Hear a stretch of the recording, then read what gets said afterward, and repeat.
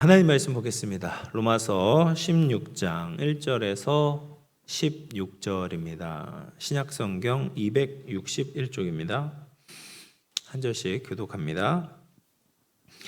내가 갱그레아 교회의 일꾼으로 있는 우리 자매 베베를 너희에게 추천하노니 너희는 주 안에서 성도들의 합당한 예절로 그를 영접하고 무엇이든지 그에게 소용되는 말을 도와줄지니 이는 그가 여러 사람과 나의 보호자가 되었습니다.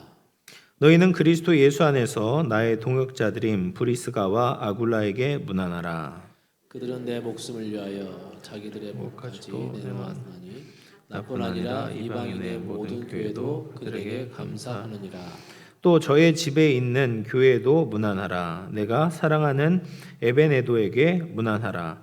그는 아시아에서 그리스도께 처음 맺은 열매니라. 너희를 위하여 많이 수고한 마리아에게 문안하라. 내 친척이요 나와 함께 갇혔던 안드로니고와 유니아에게 문안하라. 그들은 사도들에게 존중이 여겨지고 또한 나보다 먼저 그리스도 안에 있는 자라. 또 주 안에서 내 사랑하는 암블레아에게 문안하라. 그리스도 안에서 우리의 동역자인 우르바노와 나의 사랑하는 스타구에게 문안하라. 그리스도 안에서 인정함을 받은 아벨에게 문안하라. 아리스토블로의 권속에게 문안하라. 내 친척 헤로디온에게 문안하라. 나기수의 가족 중 주 안에 있는 자들에게 문안하라. 주 안에서 수고한 두르베나와 두르보사에게 문안하라. 주 안에서 많이 수고하고 사랑하는 바시에게 문안하라. 주 안에서 택하심을 입은 루포와 그의 어머니에게 문안하라. 그의 어머니는 곧 내 어머니니라. 스승그루도와 블레곤과 허메와 바드로바와 허마와 및 그들과 함께 있는 형제들에게 문안하라. 빌롤로고와 율리아와 또 네레오와 그의 자매와 올름바와 그들과 함께 있는 모든 성도에게 문안하라. 너희가 거룩하게 입맞춤으로 서로 문안하라. 그리스도의 모든 교회가 다 너희에게 문안하느니라. 아멘. 그릭 요거트를 만드는 회사 초바니라는 회사가 있습니다. 이 초바니의 직원들의 책상에 하루는 정체불명의 봉투가 놓여 있었습니다. 그 봉투를 열어본 직원들은 안에 들어있는 내용물을 보고 깜짝 놀랐다고 합니다. 근무 연수에 따라서 1억에서 10억 상당의 회사의 주식이 들어 있었던 겁니다. 이제 회장님이 직원들에게 나눠줬는데요. 함디 울루카야라는 회장님이 직원들에게 주식을 나눠준 이유에 대해서 이렇게 말을 했습니다. 10년 전 회사를 처음 창립했을 때 지금처럼 성공할 줄은 꿈에도 몰랐습니다. 지금의 회사는 여러분의 노력이 없이는 불가능했을 것입니다.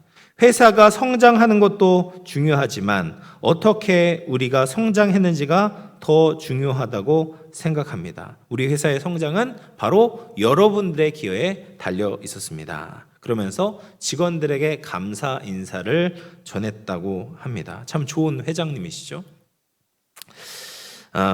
그래서 이제 이 회사가 가치가 커진 뒤에 회사와 함께 이제 회사의 성장을 도왔던 직원들에 대해서 이제 고마움을 잊지 않고 회사 주식의 이제 10%를 직원들에게 나눠 주었던 겁니다. 여러분, 이 회장님도 좋은 분이지만 우리 하나님은 훨씬 더 자비롭고 좋으신 분이시죠. 그래서 우리가 그리스도인들이 하나님을 위해서 수고하고 노력한 모든 그 역사들을 하나님은 절대로 잊지 않으신다라는 거예요. 하나님이 영광을 받으실 때 우리도 함께 그 영광의 자리에 참여할 수 있도록 해주시는 분이다라는 겁니다. 그래서 그 위대한 하나님, 자비로우신 하나님을 잊지 말고 수고와 노력을 아끼지 않고 살아갈 수 있는 저와 여러분 될 수 있기를 주님의 이름으로 축원합니다. 사도행전, 바울 서신 등을 살펴보면 사도 바울은 혼자서 일한 것이 아니라 꼭 누군가와 함께 동역했다라는 것을 알 수가 있습니다. 그래서 오늘 본문을 보면 많은 사람들의 이제 이름이 등장을 합니다. 그래서 이름이 있는 동역자가 37명이고 또 무명으로 나온 동역자도 최소한 3명 정도가 됩니다. 그래서 도합 40명 이상이 이 사도 바울의 동역자로서 등장을 하고 있습니다. 그런데 뭐 다 살펴볼 수도 없고 다 뭐 성경에 나와 있는 것도 아니기 때문에 몇 명의 동역자만 우리가 같이 좀 살펴보도록 하겠습니다. 첫 번째 동역자는 이제 베베라는 사람입니다. 사도 바울은 곁에 함께 동역했던 이 동역자들의 남녀를 불문하고 함께 동역했다라는 것을 알 수가 있습니다. 이것은 사실 굉장히 파격적인 일이었죠. 당시에는 여자의 인권이 그렇게 높지 않았습니다. 그래서 유대인 남자들은 3가지를 감사했다고 해요. 첫 번째는 내가 유대인으로, 이방인이 아닌 유대인으로 태어난 것에 대해서 감사하고, 두 번째는 내가 종이 아니라 자유인으로 태어난 것에 대해서 감사하고, 세 번째로 내가 여자가 아니라 남자로 태어난 것에 대해서 감사를 했다고 합니다. 뭐 지금은 말도 안 되는 얘기지만 어쨌든 그렇다고 해요. 그만큼 이제 여성의 지위가 상대적으로 낮았던 시대에 사도 바울은 여성 동역자들을 굉장히 많이 두었다라는 것이죠. 그래서 어떤 사람들은 이제 고린도전서 14장에 보면 사도 바울이 여자는 교회에서 잠잠하라라는 말을 했거든요. 그래서 그것을 보면서 사도 바울은 남녀 성차별주의자다라고 오해를 하곤 하지만 사실은 그렇지가 않았습니다. 이 고린도 교회의 특별한 상황, 다시 말해서 예언의 은사를 받은 여성들이 교회를 굉장히 혼란스럽게 했던 그 상황 때문에 사도 바울이 그렇게 조언을 했던 것이지, 사도 바울은 여성이라고 해서 차별하지가 않았다는, 여성의 동역자들이 얼마나 많았습니까? 이제 특별히 이제 베베에 대해서 이야기를 하는데, 이 40여 명의 인물 중에서 가장 먼저 동역자로 이야기하는 것이 베베였다라는 거예요. 1절 말씀을 보면, 내가 갱그레아 교회의 일꾼으로 있는 우리 자매 베베를 너희에게 추천한다라고 이야기를 합니다. 이 베베가 어떤 사람이었는지 정확하게 알 수는 없지만 아마도 바울이 고린도에서 사역했던 그 1년 반의 기간 동안 사도 바울이 전도했던 여인 같습니다. 근데 분명한 사실은 뭐냐? 바울이 그녀를 교회의 일꾼이다라고 불렀다라는 거예요. 여기서 이 일꾼이라는 단어는 집사와 똑같은 단어입니다. 우리 교회도 이제 집사님들이 많이 계시지만 여기에서 이제 안수 집사를 의미해요. 안수를 받은 집사님. 그래서 사도행전 6장에 나왔었던 그 집사를, 그 안수 받은 집사님들을 의미합니다. 그래서 다시 말하면 이 베베는 여집사였다라는 것이죠. 그래서 당시 교회의 조직 안에 여집사가 직분으로 있었는지는 사실 확실하지는 않습니다. 그런데 사도 바울이 베베를 여집사라고 불렀다라는 것은 그녀가 교회 안에서 맡았던 역할이 굉장히 중대했다라는 것을 짐작할 수가 있는 것이죠. 마치 이제 어린 아이들도 아주 신실하게 신앙생활을 잘하는 어린 아이들을 보면 뭐라고 이제 장난스럽게 얘기하냐면 목사님이다 막 이런 식으로 얘기를 하는 것처럼 이 베베도 정말 뭐 여자 집사였는지 그 직분을 받았는지는 모르지만 그만큼 신실하게 교회의 일에 있어서는 발벗고 나섰기 때문에 여집사라고 불릴 정도가 되었다라는 것이죠. 초대교회에서 이 여성의 역할이 참 중요했습니다. 당시 교회 안에는 여성분들이 굉장히 많이 있었어요. 그리고 여자들이 해야 될 일들이 참 많았을 겁니다. 여러분 지금도 남자보다 여성분들이 더 교회 안에서 많은 일들을 하고 계시지 않습니까? 우리 권사님 또 여자 집사님들이 계시지 않는다면 교회가 돌아갈 수가 없습니다. 지난번 이제 캄보디아 단기 선교를 갔었어도 이 권사님들 여집사님들이 계셔가지고 선교 사역을 참 감당했다라고 생각이 듭니다. 그분들이 이제 머리도 해주시고 그리고 밥도 하시고 나가서 축호전도도 하시고 하셨기 때문에 이 단기 선교가 이루어졌지. 남자들만 갔다면은 밥하느라고 이제 하루 종일 걸렸을 거예요. 네. 물론 이제 남자분들이 필요 없다는 것이 아니라 또 남자가 해야 될 일이 있죠. 뭐 고치거나 힘쓰거나 이런 분들은 이런 건 또 여자분들이 할 수 없기 때문에. 하지만 말하고 싶은 건 뭐냐? 그러니까 여성분들이 해야 되는 고유의 영역의 일들이 있다라는 거예요. 남자 못지않게 여자분들도 하는 일들이 너무 중요하다라는 것입니다. 그래서 이 베베라는 분이 그렇게 교회 안에서 여러 가지 일들을 하셨기 때문에 이제 여자 집사라는 칭호를 얻으셨다라는 거죠. 그리고 2절 말씀을 보시면 우리 16장 2절 같이 한번 읽어볼게요. 시작. 너희는 주 안에서 성도들의 합당한 예절로 그를 영접하고 무엇이든지 그에게 소용되는 바를 도와줄지니 이는 그가 여러 사람과 나의 보호자가 되었습니다.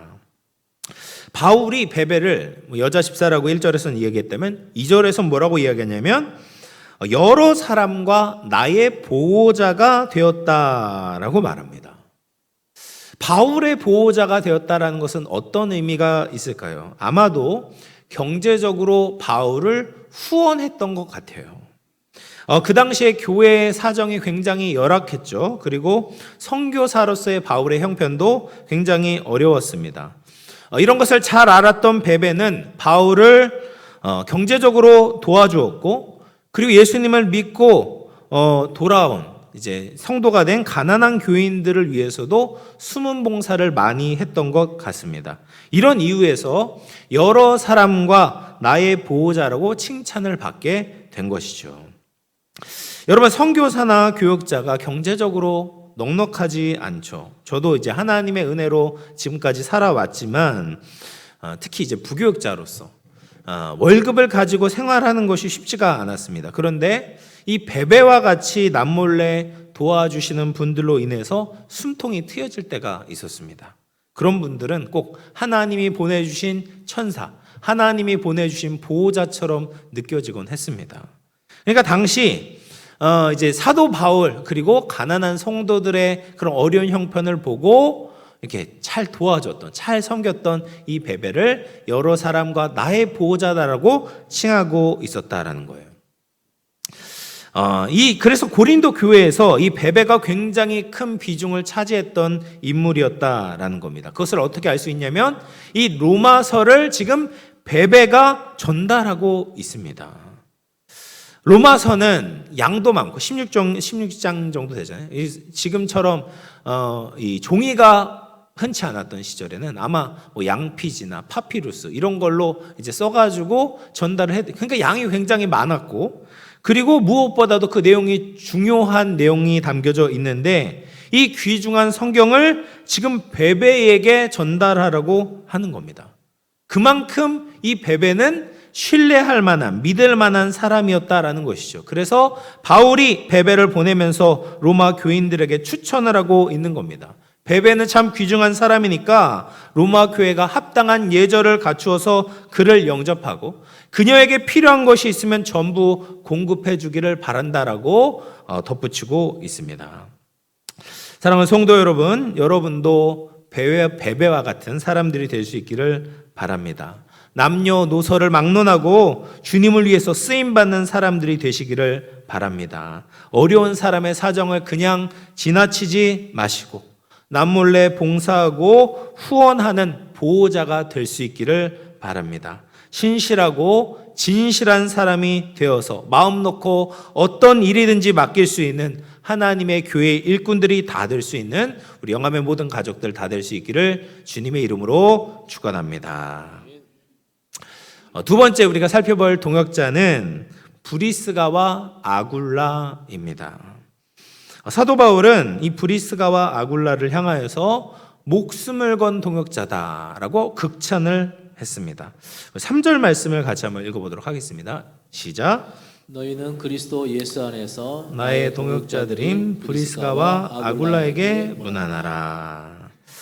브리스가는 사도행전 18장에 의하면 이제 브리스길라라고 불리기도 했습니다. 브리스길라라는 이름은 아시리아족의 여성을 나타내는 브리스가의 애칭입니다. 근데 흥미로운 것은 이 아내의 이름이 먼저 나온다라는 것이죠. 브리스가와 아굴라가 남편이에요. 브리스가가 아내고, 그런데 아내의 이름, 보통은 남편의 이름이 먼저 나오는데 브리스가의 이름이 먼저 나오고 있는 것이죠. 물론 이제 고린도전서에 딱 한 번 아굴라의 이름이 먼저 나올 때가 있습니다. 그러나 대부분은 브리스가가 먼저 이름이 등장하고 있는 거예요. 이것은 이제 브리스가가 더 많은 일, 베베처럼 더 많은 일을 했던 것 같아요. 그래서 브리스가의 이름이 먼저 등장을 했던 것이죠. 어쨌든 이 브리스가와 아굴라는 하나님을 위해서 함께 헌신했던 아름다운 부부였습니다. 여러분, 부부가 둘 다 믿음이 좋은 경우는 참 드뭅니다.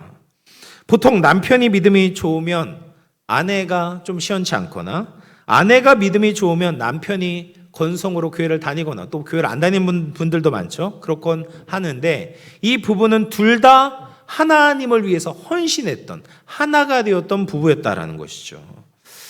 이 브리스가와 아굴라는 원래 로마에 살았었습니다. 그런데 로마 황제 글라우디오라는 황제에 의해서 로마 추방령이 내려지게 됩니다. 그랬을 때 이제 로마를 떠나서 고린도로 이사를 하게 된 거예요. 그러니까 로마에 있는 유대인들을 다 추방시켜 버렸어요. 그러니까 로마에 남지 못하고 로마의 집과 직업을 다 놔두고 고린도를 이사해서 고린도에서 이제 천막을 만드는 그런 직업을 갖고 있었는데, 그래서 텐트를 만드는 가게를 열어놓고 사업을 했을 때 바울을 만나게 되는 것입니다. 그리고 고린도에서 바울을 통해서 복음을 듣고 완전히 다른 사람이 된 거예요. 예수 그리스도의 제자가 되었을 뿐 아니라 삶의 변화가 일어나게 된 것입니다. 그래서 바울이 1년 반 동안 고린도에서 복음을 전하고 고린도 교회를 개척했을 때 그들은 바울과 함께 그림자처럼 따라다니면서 정성껏 돕게 되는 것이죠. 바울과 사업도 같이 하고 복음도 같이 전하게 된 겁니다. 바울과 한 식구처럼 사는 거예요. 그러다가 바울이 장소를 옮겨서 에베소로 떠날 때는 이 부부도 함께 떠나게 됩니다. 또 거기 가서도 충성스러운 동역자가 되어서 함께 일을 하게 된 것이죠. 그리고 얼마 지나지 않아서 이제 황제 추방령이 해제되었을 때 이 부부는 로마에 돌아와서 옛 직업과 옛 집을 되찾게 되었습니다. 그런데 그 로마에서 평생을 보내지 않고 다시 에베소로 돌아가게 됩니다. 그래서 바울은 이 부부를 나의 동역자라고 부르고 있습니다. 이 부부는 디모데처럼 풀타임 사역자는 아니었죠. 디모데는 목회자였고 바울의 후계자였기 때문에 동역자라고 불리기에 합당했습니다. 그러나 브리스가와 아굴라는 그런 위치에 있는 사람들은 아니에요. 이들은 그냥 순수한 평신도였습니다.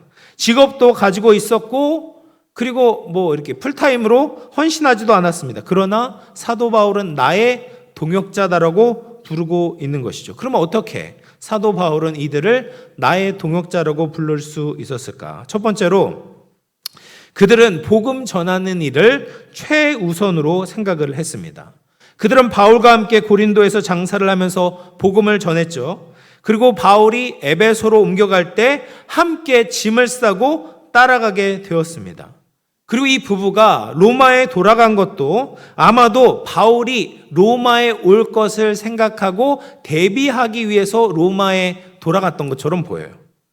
그리고 거기에서도 그냥 머무는 것이 아니라 또 자신들의 필요가 있으니까 에베소로 또 자리를 옮기게 되는 것이죠. 그러니까 이 부부에 있어서 예수님을 만나고 나서 가장 중요한 것은 무엇입니까? 복음이 그들에게 최우선이었다라는 거예요. 복음을 전하기 위해서는 얼마든지 이사하는 것이 얼마나 큰 일입니까? 지금도 큰 일인데 그 당시에서도 완전 대륙을 옮기는 일이기 때문에 굉장히 큰 일이었어요. 그런데 이렇게 복음을 위해서라면 이사를 하는 것도 마다하지 않고 복음을 전하기 위해서 이사를 했다라는 것이죠. 이것은 복음 전하는 일이 가장 그들에게 중요했다라는 것입니다. 또 이 브리스가와 아굴라에게 중요한 사실이 있었습니다. 그들의 집이 언제나 교회로 사용되어졌다라는 것입니다. 그래서 로마서 16장 5절 말씀을 보면 상반절입니다. 같이 읽어볼게요. 시작. 또 저희 집에 있는 교회도 문안하라. 그러니까 브리스가와 아굴라는 자기 집을 교회로 개방했습니다. 성경을 보면 브리스가는 고린도에서도 자기 집을 교회로 개방했고 에베소에 가서도 개방했고 로마에 가서도 그렇게 했습니다. 당시에 무슨 교회 건물이 있었겠습니까? 가정집에서 모일 수밖에 없었던 거죠. 그런데 그들은 가는 곳마다 자신의 집을 개방해서 교회로 섬겼던 거예요. 여러분, 우리도 이제 집을 개방하는 것이 쉽지 않죠. 집을 개방하기 위해서는 남편보다는 아내의 역할이 중요합니다. 왜냐하면 집에 보통 부인들이 더 오래 머물게 되고 또 부인의 프라이버시가 다 집 안에 담겨져 있잖아요. 다른 사람한테 개방을 하려면은 집 청소도 다 아내가 해야 되고 음식 준비도 다 아내가 해야 되니까 아내의 헌신이 훨씬 더 중요합니다.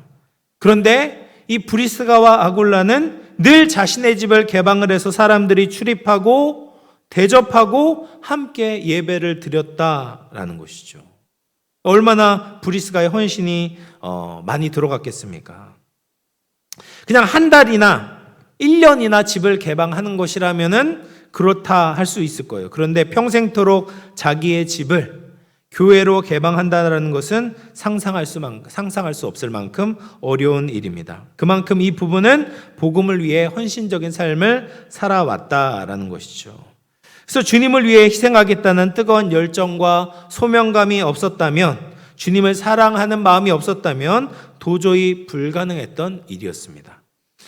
마지막 세 번째로 이 부부에게서 빼놓을 수 없는 사실이 있는데요. 로마서 16장 4절 말씀 같이 한번 읽어보겠습니다. 시작. 그들은 내 목숨을 위하여 자기들의 목까지도 내놓았나니 나뿐 아니라 이방인의 모든 교회도 그들에게 감사하느니라. 여러분, 목을 내놓았다는 말이 무슨 말입니까? 바울을 위해서라면 생명도 아끼지 않았다라는 거예요. 바울을 위하는 것이 주님을 위하는 것이고 복음을 위한 것이고 주님을 위한 것이다라는 믿음을 가졌기 때문에 바울을 위해서라면 자기의 목숨도 아끼지 않았다라는 거예요. 참으로 놀라운 부부 아니겠습니까? 그래서 바울을 위해서라면 자기의 목이라도 내놓고 싶을 정도로 존경하고 사랑했다라는 것이죠. 그러니 이런 사랑을 받은 바울이 얼마나 행복한 사람이겠습니까? 그래서 이런 사실들을 보면 바울이 이 브리스가와 아굴라 부부를 향하여서 나의 동역자라고 부른 것은 조금도 지나친 것이 아니다라는 것을 알 수가 있습니다. 여러분, 사도 바울이 어떻게 그렇게 열정적으로 지치지 않고 왕성하게 주님의 일을 감당할 수 있었을까요? 그것은 바울에게 믿음의 동역자, 목숨을 걸고 함께하는 동역자들이 있었기 때문입니다. 사랑하는 성도 여러분, 오늘날 브리스가와 아굴라 같은 부부가 필요합니다. 오늘날에도 주님은 이 아굴라 부부와 같은 믿음의 부부를 찾고 계십니다. 여러분들의 가정이 이 브리스가와 아굴라 부부 같은 믿음의 가정이 될 수 있기를 축복합니다. 목회자가 아니어도 믿음으로 헌신하고 목숨 걸고 복음을 위해 살아갈 수 있는 아굴라 부부와 같은 삶을 살아갈 수 있는 여러분들을 다 될 수 있기를 주님의 이름으로 축원합니다. 이제 마지막으로 헌신한 동역자들이 있었습니다. 바울 곁에는 주님께 전적으로 헌신했던 동역자들이 있었는데요. 6절 말씀 보시면 6절 같이 읽어볼게요. 시작. 너희를 위하여 많이 수고한 마리아에게 문안하리라. 또 12절 말씀 같이 읽어보겠습니다. 12절. 주 안에서 수고한 두루베나와 두루보사에게 문안하라. 주 안에서 많이 수고하고 사랑하는 버시에게 문안하라. 그러니까 수고하는 자들이 있었던 것이죠. 마리아라는 것은 유대 여인이었어요. 유대 여인이고, 그리고 두루베나, 두루보사, 버시는 이제 노예 출신의 사람들이었습니다. 하나님의 시각에서는 그들의 출신이 중요하지 않았습니다. 유대인이건 이방인이건 노예건 자유인이건 주님을 위해서 수고했느냐, 주 안에서 수고했느냐만을 하나님께서 기억하고 계신다라는 거예요. 아무리 많이 가졌어도 자기를 위해서 사는 사람, 자기를 위해서만 수고하는 사람은 하나님께 아무 의미가 없는 것입니다. 다행히도 바울의 사역 현장에서는 수많은 헌신자들이 있었습니다. 각자 할 수 있는 범위 안에서 주님의 일을 위해서 수고했던 것이죠. 그 덕분에 주님의 교회가 아름답게 세워질 수 있었던 거예요. 여러분, 교회는 담임 목사 혼자 끌고 갈 수가 없습니다. 또 소수의 교역자들의 헌신만으로도 교회가 운영되는 것이 아닙니다. 평신도 동역자들이 함께 힘을 모아야 합니다. 각자의 생업을 가지고 또 교회를 다니는 자들이 얼마나 책임감을 가지고 수고하느냐에 따라서 교회는 역동적이고 지역사회를 살릴 수 있는 교회로 거듭날 수가 있는 것이죠. 한참 이제 한국교회 전성기에 수많은 헌신된 분들의 수고 덕분에 한국교회가 이만큼 성장할 수가 있었습니다. 그런데 지금 그런 헌신도들이 많이 약해진 것이 사실입니다. 많은 분들이 교회에 소홀합니다. 과거에는 개인의 생활이 없었다면 지금은 너무 개인 생활만 강조하는 시대의 흐름 속에 살아가고 있습니다. 교회 안의 성도들도 이런 시대의 흐름을 따라가고 교회를 마치 소비자처럼 누리려고만 하고 소비하려고만 하고 있어요. 그러면 교회는 생명력을 잃어버리게 되고 어떤 역동적인 사역을 감당할 수가 없게 되는 것이죠. 그런 교회에서는 아무리 사도 바울이라고 해도 하나님 나라를 세워나갈 수 없는 것입니다. 그래서 교회에서 가장 중요한 것은 사람들이 바로 서는 거예요. 세상 나라의 흥망성쇠도 어떤 인재들이 길러지고 있느냐에 달려 있는 것처럼 하나님 나라와 교회도 마찬가지입니다. 하나님 나라의 신실한 인물들이 길러지고 있다면 그 교회는 소망이 있지만 그런 사람들이 없다면, 그런 인물들이 길러지고 있지 않다면 교회는 살아날 소망이 없는 것입니다. 여러분, 우리의 왕은 예수님이시죠. 평신도이건 사역자이건 다르지가 않습니다. 성도는 모두 예수님을 위해서 살아야 됩니다. 세상이 추구하는 가치를 따르지 말고 세상에 인정받으려고 하지 말고 예수님을 위해서 수고하고 예수님께 칭찬받고 인정받아야 합니다. 그럴 때 우리가 평안히 살아갈 수 있습니다. 그럴 때 참된 하나님의 나라가 우리를 통해 확장되고 완성하게 될 줄로 믿습니다. 우리 마지막으로 고린도전서 3장 9절 말씀 같이 읽어보도록 하겠습니다. 시작. 우리는 하나님의 동역자들이요 동역자들이요 너희는 하나님의 밭이요 하나님의 집이니라. 여러분, 사랑하는 성도 여러분, 우리 모두는 하나님의 동역자들입니다. 믿으십니까? 하나님께서는 우리를 통해서 일하시기를 원하십니다. 우리를 통해 하나님의 원대한 계획을 이루시기를 원하십니다. 여러분, 하나님의 역사에 동참한다는 것은 정말 영광스러운 일입니다. 그러므로 우리는 할 수 있는 대로 최선을 다해서 하나님의 일에 동역해야 합니다. 내가 하나님을 기쁘시게 하면 하나님이 기뻐하시고 또 우리를 기쁘게 만들어 주시는 것이죠. 내가 하나님과 동역하게 되면 하나님이 나의 동역자가 되어 주시는 것입니다.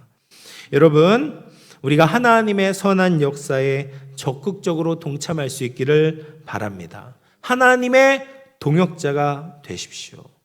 우리 모두 하나님의 선한 역사를 감당하며 하나님 나라의 확장의 한 축을 감당하는 하나님의 귀한 동역자들이 다 될 수 있는 저와 여러분 될 수 있기를 주님의 이름으로 축원합니다. 우리 말씀을 생각하면서 우리 찬양 한 장 하고